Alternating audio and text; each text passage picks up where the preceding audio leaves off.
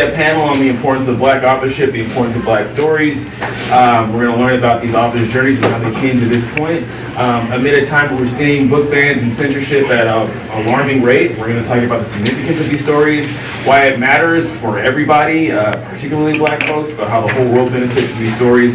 We'll learn kind of the future implications about these authors and just a way to navigate some of these structures that we're dealing with. So my name is Dr. Ramon Stevens. I'm Executive Director of The Conscious Kid, and we donate social justice books all across the country.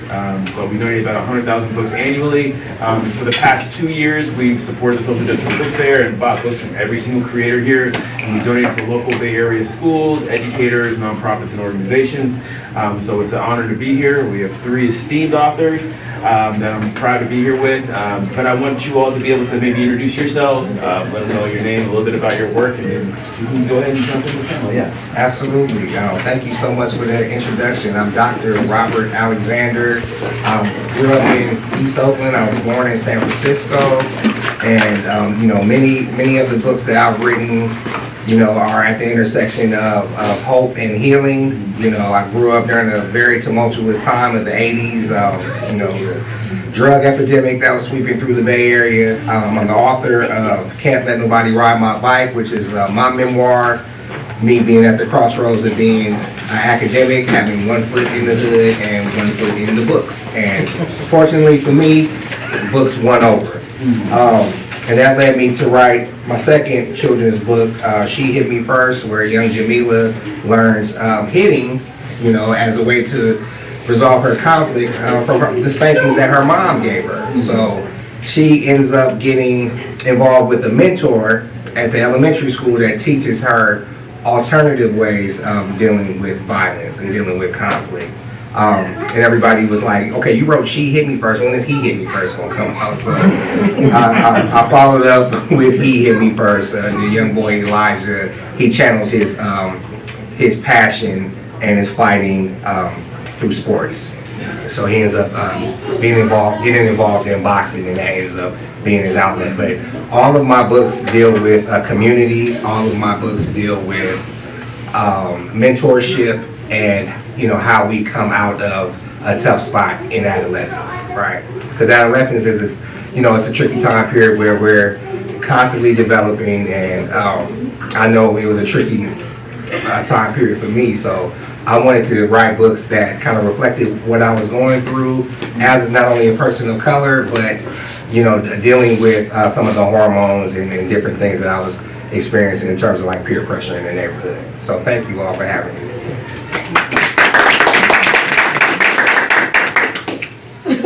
I'm impressed with him. I'm like, ooh. I whispered to him, I don't want to go behind you.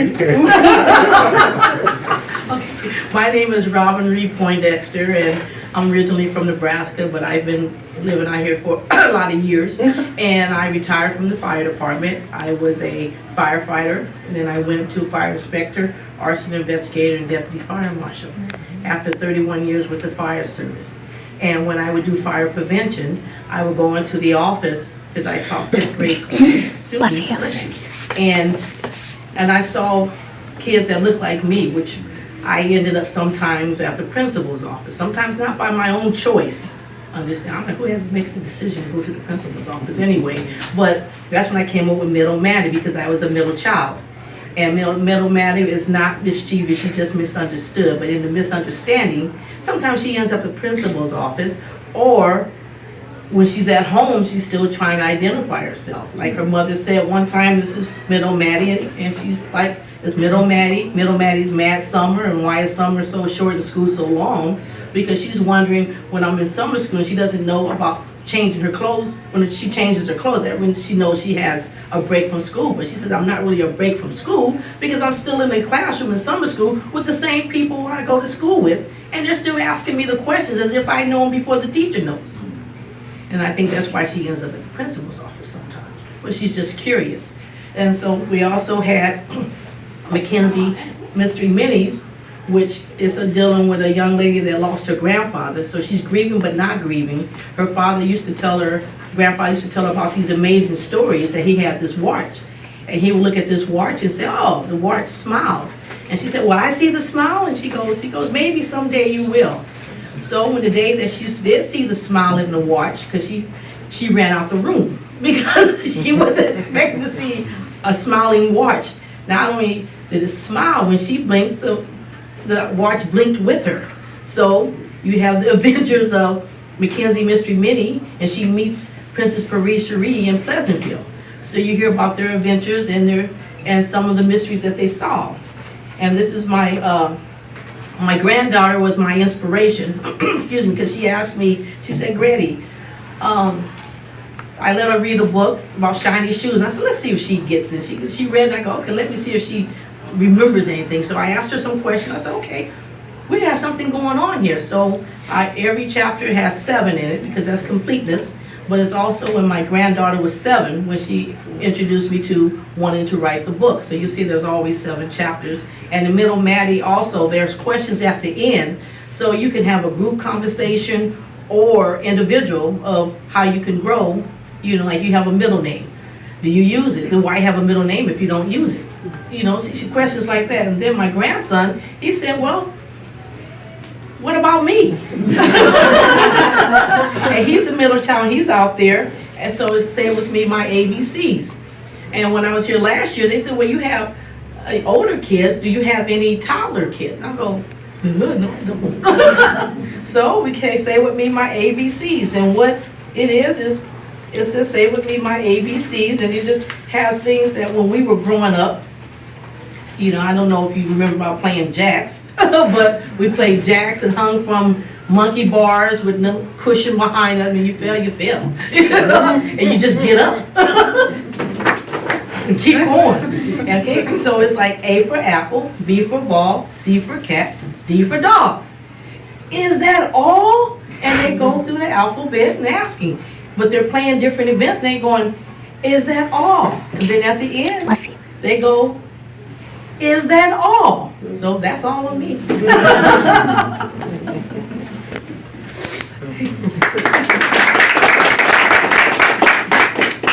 Hi, my name is Ajuan Mance, and I am also another academic.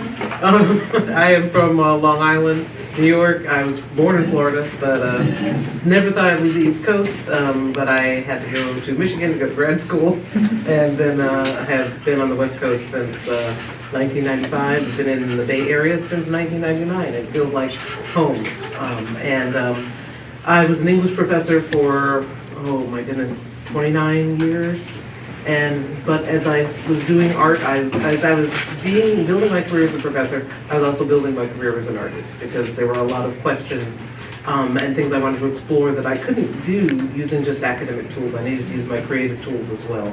And so that ended up resulting in a bunch of books of different types. I wrote academic books, but also picture books for people of all ages, starting in around 2021.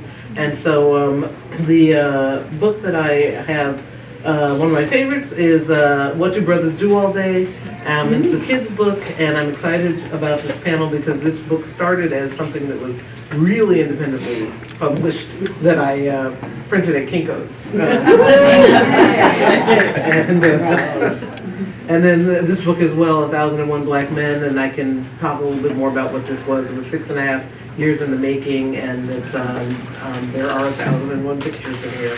And then also, you know, all the books that I brought to share today, and every book that I've published to date in the art realm started out as some form of independent publishing, either me printing them at home and stapling them, or going to Kinko's, or just posting pictures on Instagram in response to the protests of the summer of 2020. And so I'm just honored to be here, and excited to hear your questions, and yeah.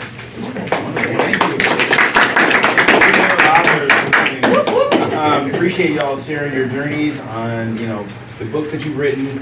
Is there a moment in your childhood that you can reflect on that inspired you or may have influenced you wanting to write these books that you can reflect on? I can say, I always say I fell in love with art and writing at the public library when I was a kid. My mother was an English teacher. Well, she was a stay-at-home mom for many, many years, and then went back and was an English teacher, and just taught us to love books. In the library was where we would go when she and my dad were a young couple without a whole lot of money, and just every kid's book is like a gallery. And someday I wanted to be able to do what those people were doing. And that has stayed in my mind for the many decades between that time and that. I always wanted to do what those amazing people did whose work I saw at the library. So I definitely had a moment where I felt like writing was going to be my thing. But I have to admit, growing up in East Oakland, how many of you all know where the Eastmont Mall is? So I grew up in that area during a very tough time where being intelligent or using your mind to write wasn't deemed cool, right? And I just want to be honest about that. One of my best friends, Joe Black, who was a student athlete, he had a 4.0. I remember one time he hid his books literally as he got off the bus, walking through our neighborhood home, so because he didn't want the folks on the block, the D boys, to see us carrying books. And he had great grades. He was a great scholar, a great athlete. So they had an essay writing contest. I don't know if you all remember the festival at the lake. It was like all to do. And I think they're trying to revive that. They're trying to be imaginative about bringing that back. I think they're calling it Lake Fest now. But they had a 3rd grade writing contest, and my mom was like, go ahead and write for it. Go ahead and submit your work for about that time you got lost at the lake. Because when she would take me around the lake, and one time I got lost, and I only got lost for like an hour and a half, but I was scared. And trust me, it seemed like eternity. You know what I mean? I'm 8 years old. I'm freaking out, and my mom found me. She said, "Write about that." So I said, "But Ma, people on the block are gonna make fun of me."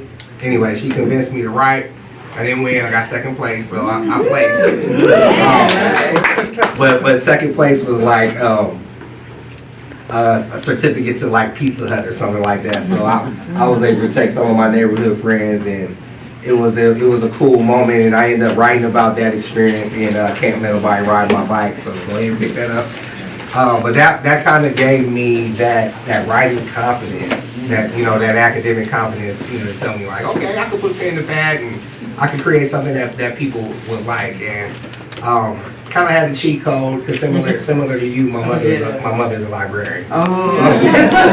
So being growing up in East Oakland, we were the first family that had an Encyclopedia Britannica. We had a library. My friends would come over to our house to do reports. So it ended up being, something that I thought was nerdy that I tried to hide. It ended up being kind of endearing and cool after a while, after I kind of just wrapped my mind around, okay, this is who I am. And that's what I want the youngsters to know, like, lean into who you are, lean into your strengths, no matter what they may be. If they're not cool, so what, it's still something that is going to be, something that can prove fortuitous for you in the future. So Mine is a little bit different. I guess you according to middle Maddie. I stuttered a lot when I was younger, so I had to read a lot. My mother would have me read out loud. So I really got into the books, and I don't say I was a book nerd, because every time I see you're in a book, well, because I like reading. And I like where it took the imagination, and sometimes when I would tell stories, literally tell stories about different things, I would have the kids' interest. But when I would write it down, I had more red marks and I had black on the paper. So that was my incentive to try to do better. And as as I matured, I started getting back into writing, because I knew when I retired out, I didn't want to do anything with the fire service, because I wanted to explore because I like working with kids. But I also want, people to understand that whatever you start off with, it doesn't mean that's how you finish. Because when I tell people I used to stutter, and I'm still doing it now, they look at me like, yeah, right. I go, no, I really did. My mother really didn't want me to open my mouth because she didn't know what was going to eventually come out. But the reading helped me exercise my mind, and it prepared me for writing. And that's one of the reasons why I'm here today, because I like to give back as far as to let the kids know you can grow. And just because you might have someone that might be smarter than you, it doesn't mean that you're not as smart. It's just that you have a different direction that you have to go in. And eventually it's going to come to, and we're all individuals. And reading, it helps you establish and use your mind and adventure and relax it and just explore. Don't worry, I'm not medicated.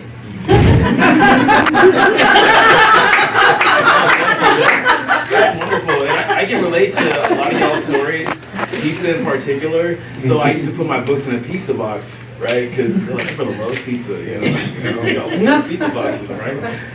But then you learn to articulate that part of your identity and make it cool. Like, it's actually cool. It's uncool that you don't read. It's uncool that you don't like to read, right? And you can explain like how knowing your history is cool, and how having confidence makes you cool, right? And then how to refute a lot of those deficit narratives about Black people that we hear. And when you can know your history from reading and you can unpack all that and explain those things, like, people respect you. And then you begin to see your mind as a tool of power that empowers you, uplifts yourself, those around you. So it's a really powerful thing. I guess that segues into the next question is, what are some moments of like healing that you've seen books or your stories or stories that you've read providing to yourselves or other folks?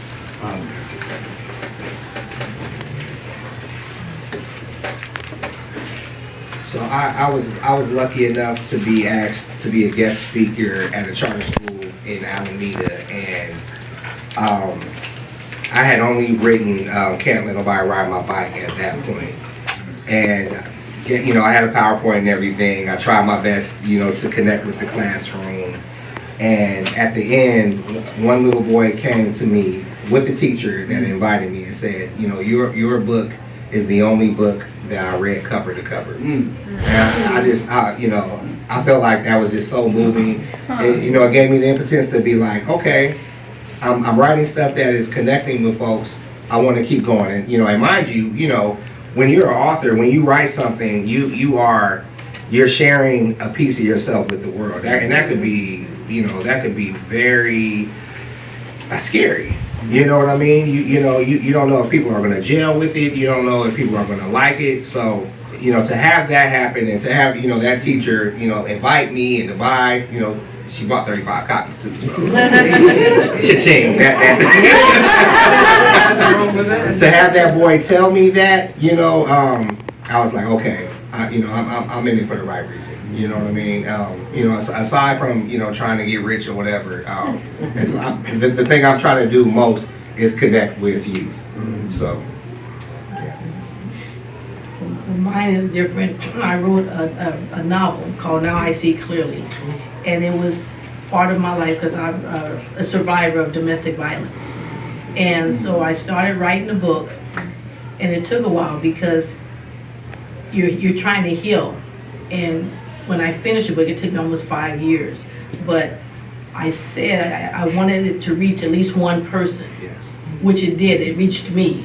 So it helped me to grow and release and let go so I can go on. So when I was in the process of getting it published and everything, my mind was still, I still had to do something. That's when I started doing Middle Maddie. And then the juices just kept going and going.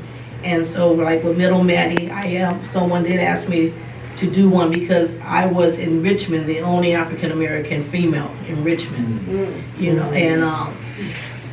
but it was, with the domestic violence that I went through, it's a blessing because what man made bad, God turned around and made it better for me. Because there wasn't anything that I couldn't, handle through God's strength of making it through, because I wasn't special. It's like I put it with Princess Diana and Fergie. I was Fergie. They rolled the carpet off for Princess Diana, And they wrote it, you know, here she coming. And they wrote it, you know, they wrote it up. But it gave me strength because in the domestic violence, you know, you lose a part of you. And one part of me that was lost is I can't really cry.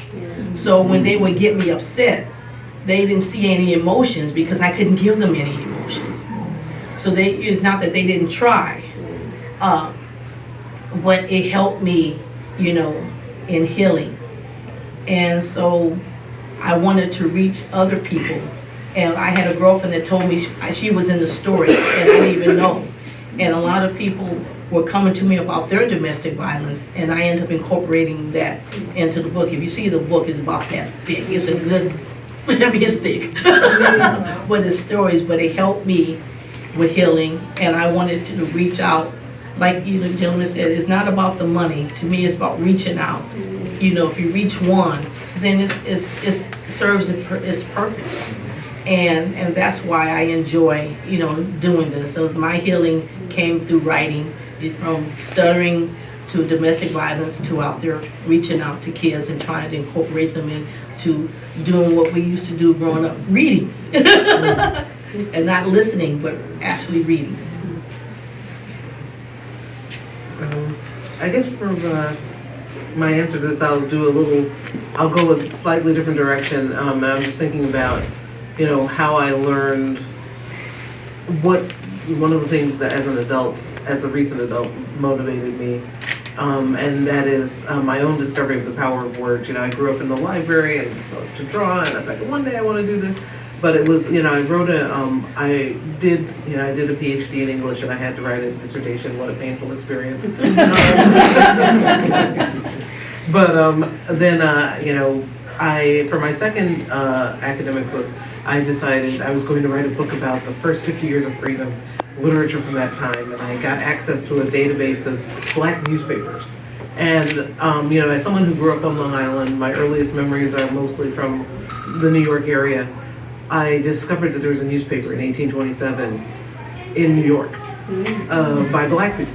And I read what they were writing, and they were kind of nerdy Black readers and writers and debaters like me. And I remember the experience of realizing that more than 100 years before I was born, 139 years before I was born, there were Black people in New York like me. And nobody had told me that. And at that time, I was in my 40s. I had two graduate degrees. I had written already one book, and I had tenure. And I thought, if you have to go through all that to learn this thing that has changed what it feels like for me to be Black and American in this place, I want people to have that access before I do. And so that's been the thing. I always want to convey information or ideas or something, you know, like Living While Black, I did for a book that was supposed to be pictures, an awful lot of research I had to do. But I just want that experience, which was transformative to me, and it's still very emotional to me. I want for folks to have more access to all of the information about us and all the images about us that I had to be in my 40s to finally get. So that's my kind of my response to your question. I appreciate that. And, you know, I love that you talk about the benefits that it provided you as Black folks, but just the benefits it provides everyone in general, right? A lot of times people think Black stories are just for Black people, which it is, right? But everybody benefits when you can learn positive narratives, right? Counter stereotypical imaging and messaging, right? Folks who might not have met a Black person, right? Only see what they have received and internalized on TV or through popular culture, which a lot of times is the same old tropes, right? The pain tropes, the drug dealing tropes, the crime tropes, the you know, the pathologization tropes, like all of these like problematic things. So I love that you all touched on that and the importance, the significance of having those life experiences and putting these positive narratives, those strengths-based narratives about Black people in books, right? Because that shapes the way that we are treated, but it also shapes the way that people have their own critical thinking, their own empathy, and their own humanity, being able to see Black people as human beings outside of those tropes. So that being said, right, with you all being Black authors, we now know that there is a lack of representation of Black authorship in the publishing industry. And we know that the books are actually on a decline as far as representation in characters with the ban and censorship on books that we've seen from our current administration.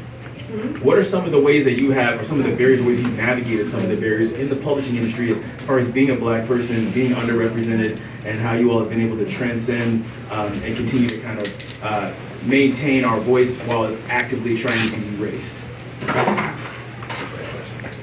I can just say with the books that I have written is they have diverse characters in it. So it's not just, you just see one person in their family, you see who they grew up with, who is around them.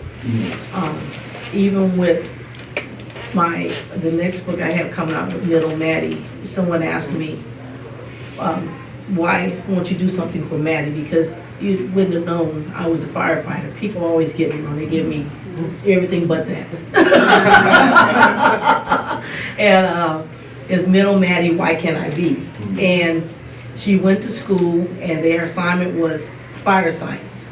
And she saw male firefighters and she said, I want to be a firefighter. She said, mine said fireman, and the boys are teasing her. They're going, there's no girls in firefighter. You don't see any boys on the stage. And she's like, but I can do this. And so she's looking for someone that looks like her. And she didn't see it. And then her friend said, well, if we don't see anybody look like us, then you can look like us. And so in the process, she explores becoming a firefighter, but what happens is she goes up to fire administration and she meets Deputy Fire Marshal Robin. So that changes her world, but she also is Robin, me, like the third person. She introduces her to some more people that look like her. So that's her incentive. But what I'm saying too is that women can be firefighters. It doesn't matter. But someone, always have to ask that question, why not me? And that's what she was saying. Why not me? I can. And so I want to incorporate that into everyone, that everyone can be whatever you set out to see. If you can see it, you can be it. You can touch it, feel it, you can reach it.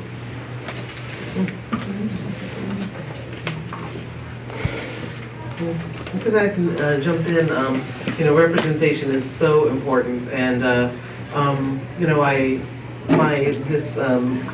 actually my children's book comes out of a representation project, which is this book. It's probably it was actually 2010, and I was at the old Lucky's on MacArthur, which is now Planet Fitness, and I was reading in Essence magazine, one of they have 4 or 5 issues a year that are focused on Black men. And I was paging through and I was thinking, I thought, okay, but the only Black men I see in here, and I love Essence magazine, so it's not a diss to them, but we're very wealthy, extremely well dressed, and very symmetrical.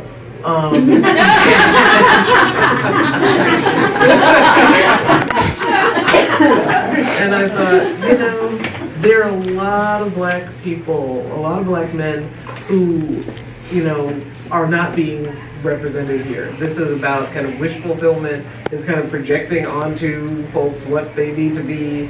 And that's cool, there's a place for that, but I thought, I'll bet you I could draw. I wonder if I could do unbiased, truly inclusive representation of Black men. And so I thought, I'm gonna do 1,001 drawings of Black men. And it's gonna take me about 3 years. And I'm gonna post them online. And actually it took me 6.5 years, because a cousin of mine who used to be a blogger said, you need to write something for each of these images. So that slowed me down. My goal is just to see folks, meet them where they are, and just, want to draw the most, every 100, I'll just say this, every 100 drawings, I would stop and think, okay, who have I not been drawing? Because I was drawing the people I saw, and so what I realized, I'd go out in the world, and sometimes there were folks I wouldn't see. But I saw them, but for some reason, they never made their way into my collection. Like a lot of the young guys back in the 2010s, big baggy pants, huge, shoes, giant white t-shirts. And, it took me about 300 drawings to actually draw a kind of a critical mass of these young folks. And so wanting to always make sure that whoever looks at my work, if I'm doing something about Black folks, that almost any black man, for example, who looks in this book will see someone who's either like them or like a kid or like someone they know, is really important to me. I did some public art for Highland Hospital, and I actually had to draw people who weren't black, which was a stretch. But I'm good with that now. But I wanted to make sure that every ethnicity that looked at those pieces saw themselves in there. So that's really become kind of a mission in my work. I just want to echo everything that the panelists have said. I ride shotgun to everything that y'all already said. Representation matters. And I felt like it was incumbent upon me to provide those counter narratives. You know, just to break stereotypes that not only I was seeing played out in the neighborhood, but seeing played out in media. So to your point, Ramon, like when I think about banned books, I was like, man, I wish I could have a book that was banned because that makes people want it more. Like, and then they try to reach out to you. How can I get that book that was, that's no longer on the shelf? But in all seriousness, this anti-DEI movement that's going on, it's devastating, man. And I feel like authors like us, it's our job to kind of like push back against the system. Pretty much now that I'm thinking about it, and I haven't really thought about it deeply. I haven't took a deep dive until you said that, but everything that I've written has been counter narrative. This young girl, Jamila, she learns that okay, if I could take a hit from my mom, and kids in here, we all grew up during a different time. Yes. Right? Yes. Anybody got spankers in here? All right. So you're gonna parent your child now. You're gonna parent your child. Yeah. I have learned to talk to my children, so I just want to put that out there, right? I don't want CPS call.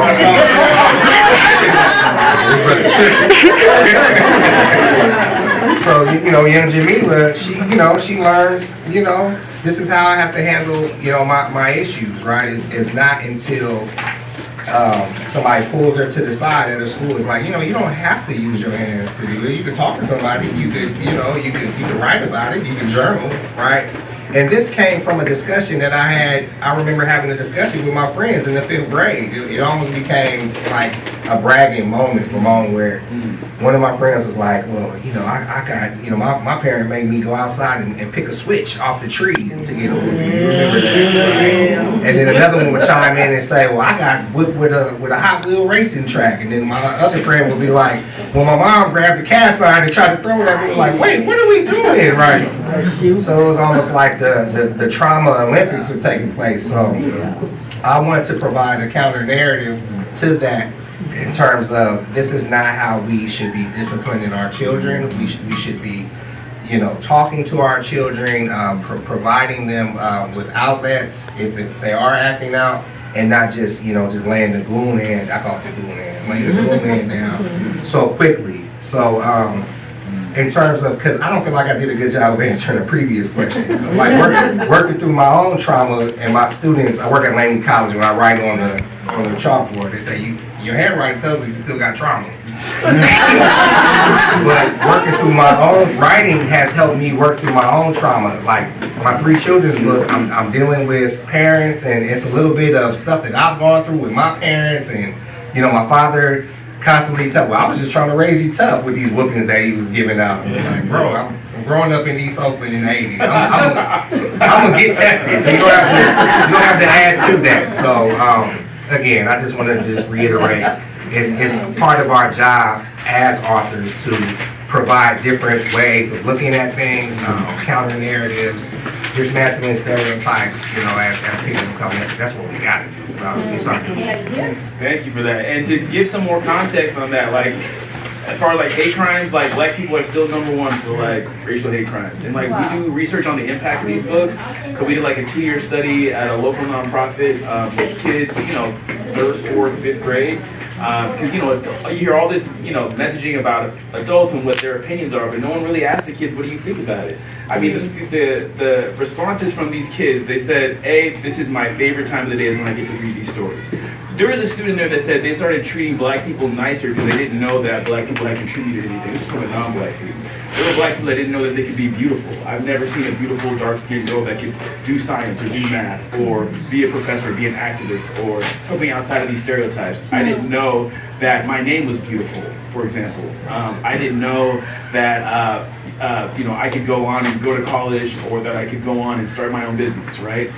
So you see all these benefits from all these different folks who's just like, I've never seen black people that did positive things, and literally said I started treating them nice the next day from one story, which is like wild to me, right? Like, what was you doing before you read the story, right? But the way that it has a real world impact, and the importance of that.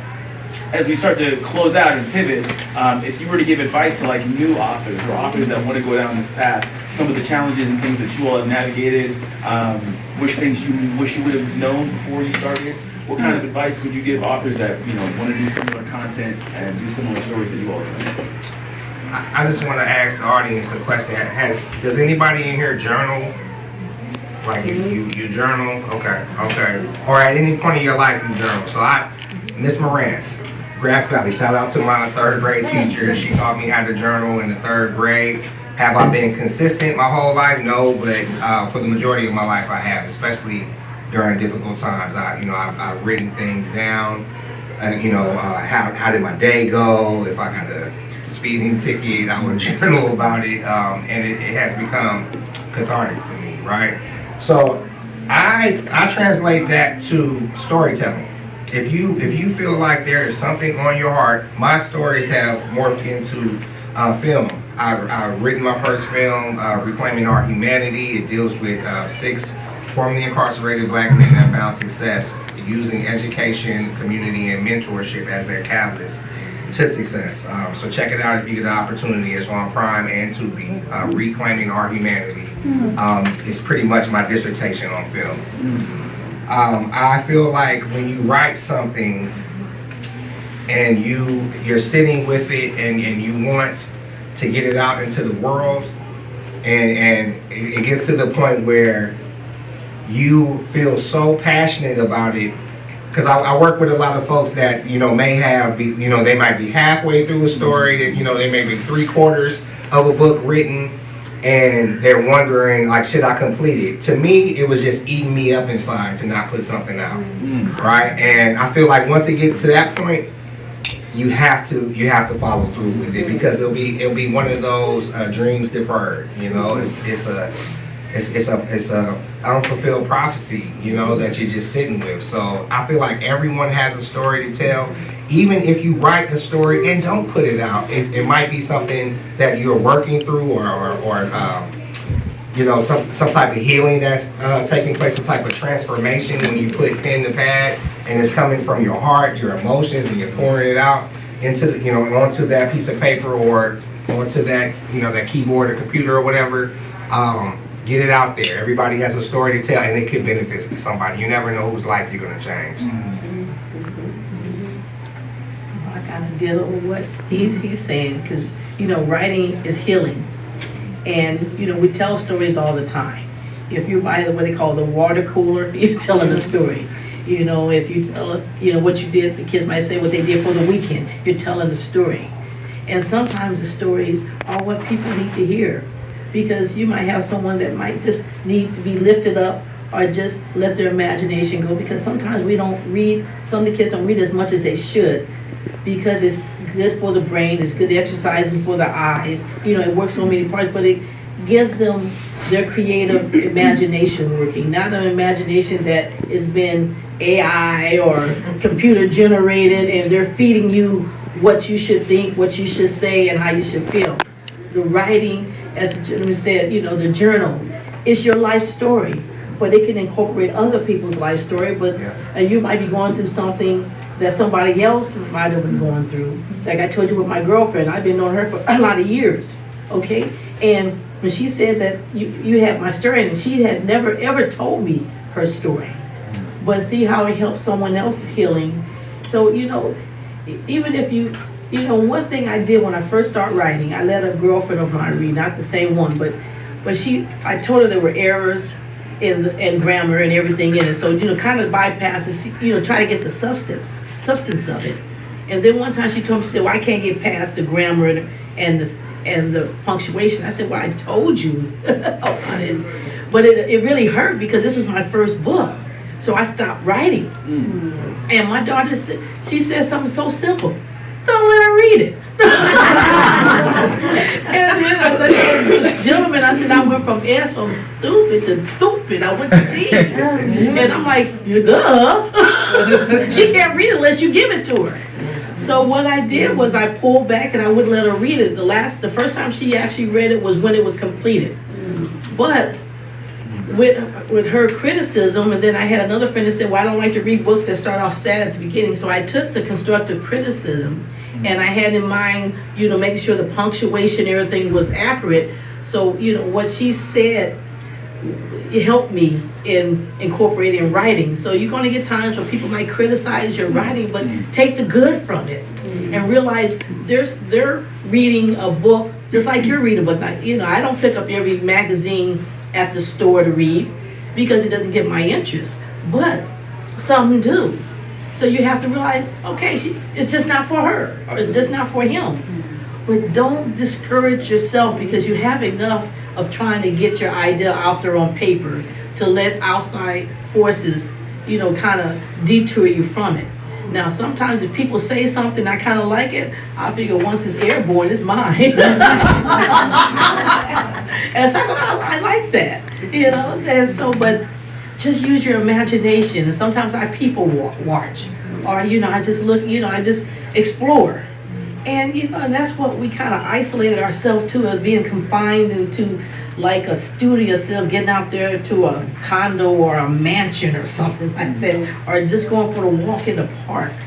So, if you feel the urge, just write. You never know where it's going to take you. Let your imagination flow. And I'll be brief. If you are creating something, whether it's writing or art, share it. Put it out in the world. Put it on a blog if people are still doing that. There's a huge active zine community here right in the Bay Area. Get a table, or half a table, and sell your work. You will find your audience. There's somebody out there who needs what you have to share. And that will lead you to opportunities that you would never have imagined. So that's my bit of advice. It works. And there's a make your own zine activity today. With Amy Chatter that's happening right next door. So look at your program. I think I could see it. Is anyone able to read your program like? I think it's a 115. That's right next door. Well, thank you, and I want to first off just thank the authors. And that closing note was super powerful, right? About the process of writing as healing, I think is really important. It's healing for us and it's healing for others. Sometimes these children's books be healing adults just as much as kids, right? That's what the AI can't do, right? It's your experience and your story. Stories are healing. It's the oldest tool of education, like in the world, right? Stories. Stories are passed down intergenerational from families, right? We still talk about migration story, and that gives us hope. And you all sharing your stories as future authors will heal others and heal yourself. And then putting the work out, right? And using the feedback as an opportunity and taking the good from it, right? But yeah, putting it out there, it's vulnerability, but you never know, and there's a whole world of possibilities. So thank you all. Please make sure to support these authors' work. Yeah, put the books up so they can all get that.